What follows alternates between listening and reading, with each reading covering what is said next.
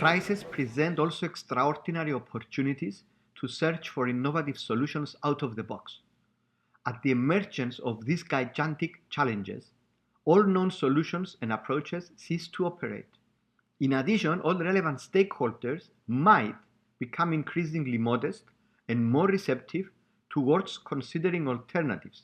Usually they join powers in order to survive. It is within this context that we dare, as non-experts in the field, to propose a solution approach to the current financial crisis that not only Cyprus, but also other countries are currently facing. The markets are entering a recession that to a certain extent is of course a result of the real financial crisis. But also, to a lesser extent, it is the result of reduced liquidity, psychological frustration and stress and fear, all of which are cultivated and watered by irresponsible politicians and dishonest stockbrokers. The Cyprus crisis is not disconnected from the overall failure of the system to respond to the challenges of our times and to the greedy and dirty moods and strategies of the international capital and of certain governments. International societies might have to explore new, innovative approaches in order to develop novel systems to facilitate and regulate the exchange of goods and services both among citizens themselves as well as between citizens and their state. These approaches must at least satisfy the basic needs of economic transactions in ways that protect them from turbulences of the global financial system and makes them immune to the harsh war of financial markets against countries, which has only one aim: to maximize profit. Let me try to explain the proposal in very few words. As a member of the Eurozone, our country is not allowed to print currency.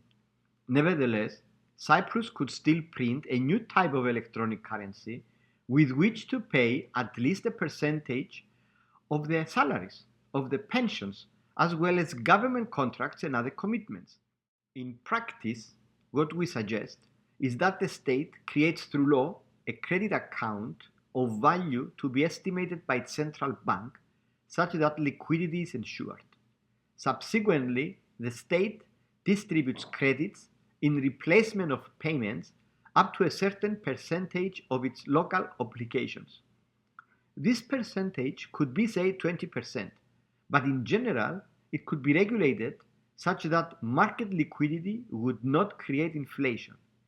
The recipients of this credit could in turn use it to buy goods from the market as well as pay for services both from the private sector as well as from the state. For example, they could even pay their VAT or taxes using this credit. This measure will establish the credibility of this credit and would of course improve the state's tax collecting ability. The innovation lies in the fact that this currency will be depreciated every month. The depreciation could be regulated as well in such a way as to lose its value completely within 20 years. The measure cannot increase the state deficit, as it will eventually run out, requiring no repayment. One could compare it to a loan or a treasury bill, which however does not need to be repaid, since instead of increasing through interest, it decreases through a depreciation mechanism. Let me explain something very important. What we propose is not a convertible currency. This measure is for local use only. It cannot be used for transactions with other currencies. Therefore, of course, it is also not subject to international constraints. Under the current circumstances, we believe that the Eurozone should accept its implementation, even only if as a small-scale experiment. The problems that Cyprus faces are not unique, but they extend to the whole economic system. The experts of the Eurozone have indeed also failed to respond to the challenges. Therefore, we do believe that fresh innovative approaches must be explored. We are submitting a more detailed description and analysis of our proposal to the Council for Fiscal Policy under Cypriot Nobel Prize winner Dr. Christoforos Pissaridis. We will also publish it in a relevant Facebook page to facilitate open discussion and public debate.